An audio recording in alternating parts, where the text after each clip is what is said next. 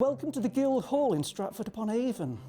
This building has been described by BBC historian Michael Wood as the most atmospheric, magical and important buildings in the entire country, and I totally agree with him.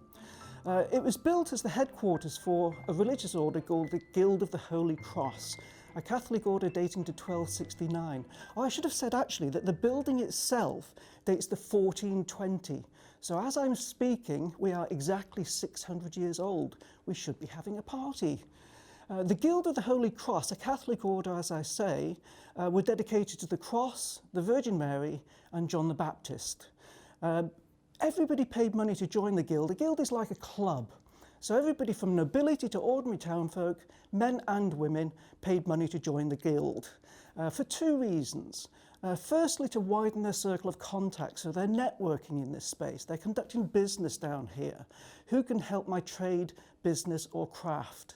And it's not trade specific, so it's all trades across Stratford upon Avon. And actually wider, people from Bristol and London are joining the Guild here. So the two reasons that people are joining the Guild, firstly to widen their circle of contacts, but secondly to have private prayers said for their souls when they died.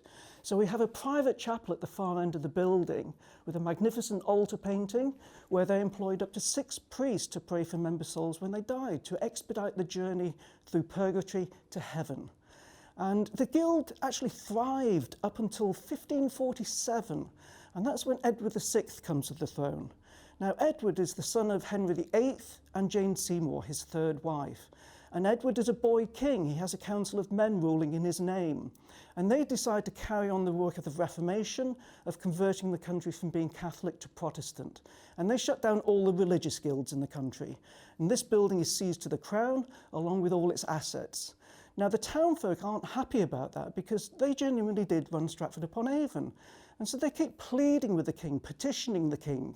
And finally, in 1553, literally 10 days before he dies aged 15, he's a very sickly young man, he does two things.